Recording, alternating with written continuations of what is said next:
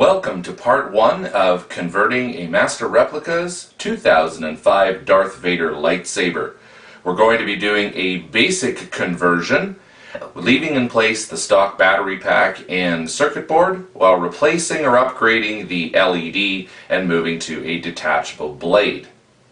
I want to give a shout out to the Custom Saber shop for the excellent tutorial online, and the Sith Lord detachment of the 501st for the advice from those who've done this before. This video, part 1, is on disassembly of the lightsaber. Although this video is focused on disassembly, I thought I'd run through some of the parts that you'll need, all of which I obtained from the Custom Saber shop. Starting on the far right, we have the specifically designed converter or blade holder, which is for this particular model, along with the copper heatsink which screws into it. Moving to the left, we have a new LED, in this case a single red Cree LED, along with a proper lens and lens holder and some thermal tape to attach the LED to the heatsink. I've also invested in a small resistor to match the voltage coming from the battery pack with the LED, as well as, on the far left, a blade plug to protect your eyes if the lightsaber gets turned on while there's no blade in it. Not shown are the blades I invested in. I got some clear blades and a red day blade. Okay, first up in disassembly is the easy stuff. We're going to take off the parts that simply screw or come off, starting with the pommel and taking out the stock battery pack. We're going to flip it over and we're going to take off the bulb release. For this you just need some small screwdrivers, repair screwdrivers.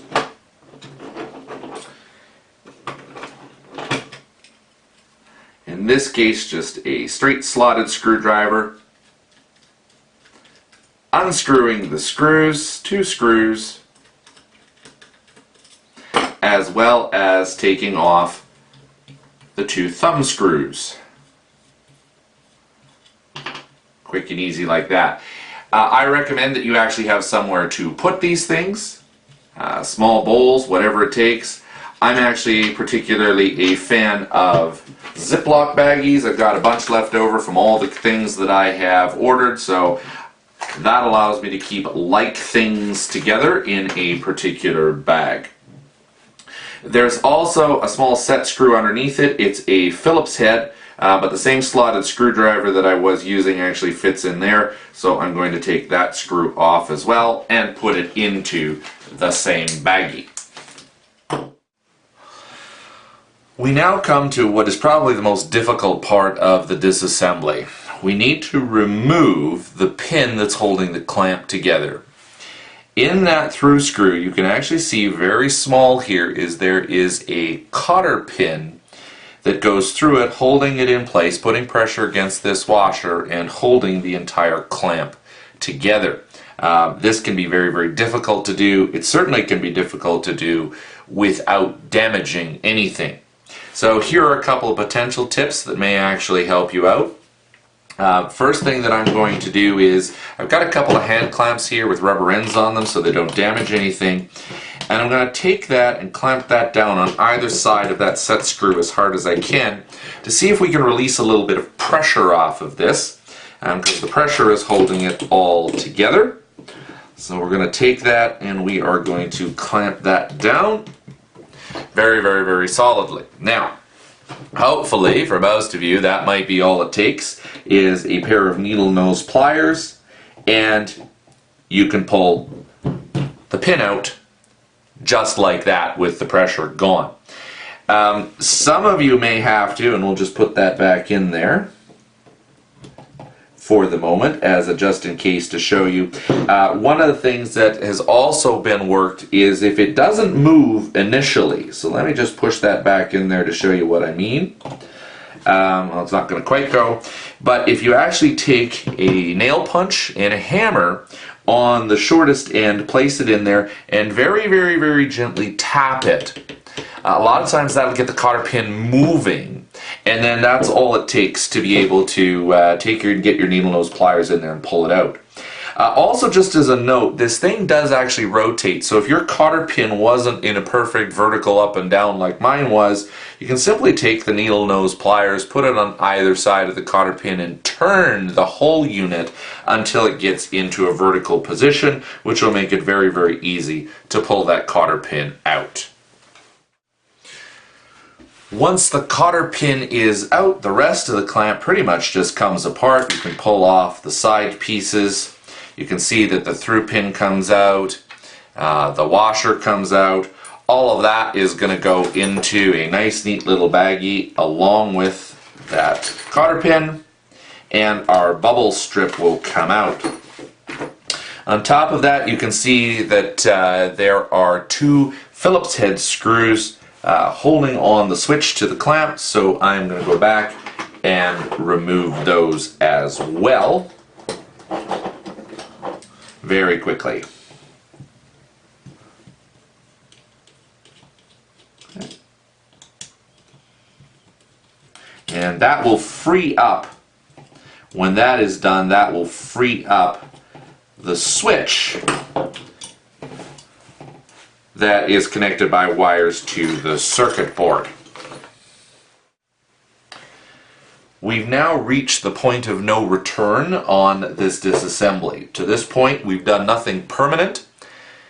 We could always screw everything back in if we didn't want to do that, but our next step is take our newly freed switch and cut the lead wires. Eventually we will solder them back together, but I'm going to take my wire clippers and I am going to clip them off. We'll come back to that one later. So I'm going to stuff that into the baggie with all of the switch items. Okay.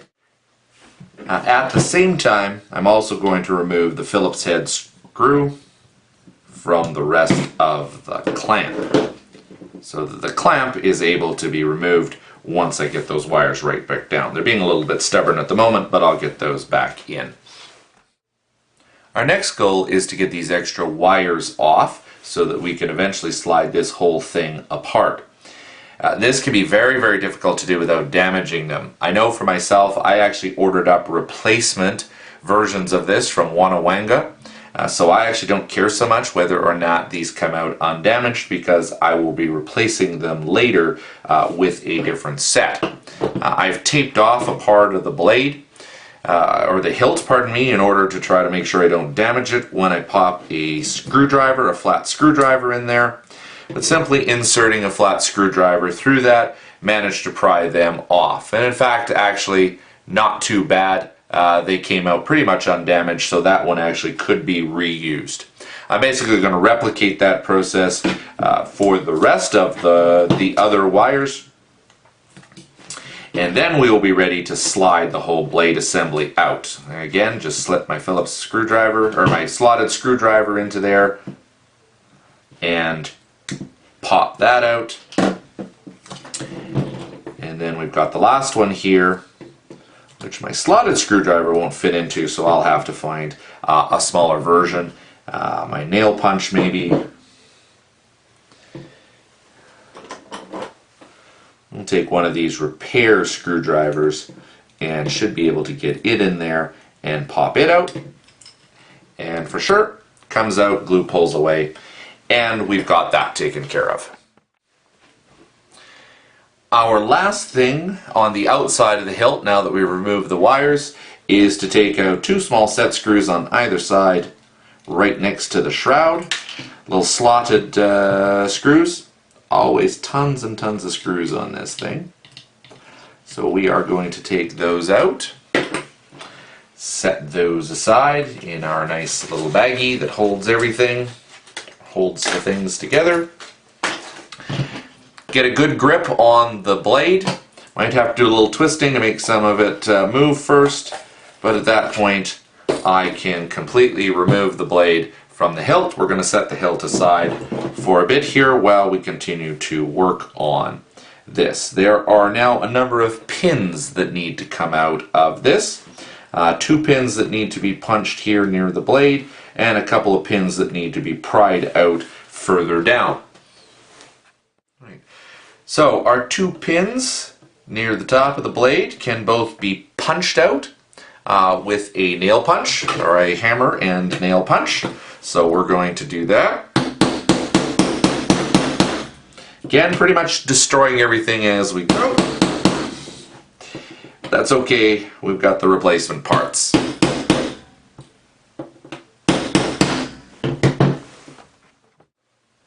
Just be aware that the 2 pins we're pushing out here, once you start to pound on them, they actually do punch out the other side, as seen here. So you may want to do it at a bit of an angle, or find something to prop it up on, so that you're not pounding it directly into your work surface. Once it gets a little ways out, I can simply take the hammer and pull both of those pins out. Next up, you can see that we've got a small silver-headed pin on this side and a pin on the other side, basically holding the 2 pieces together. We're going to have to take, it's covered actually by tape, so we'll have to remove that and hopefully get a small screwdriver under there, essentially, to be able to pry those pins out. Okay, just like that, small screwdriver goes in, and we're able to pry it out. Go to the other side, work it in there, take that pin, work it around, and eventually as you work it around, it will pop out. So clearly one more stubborn than the other.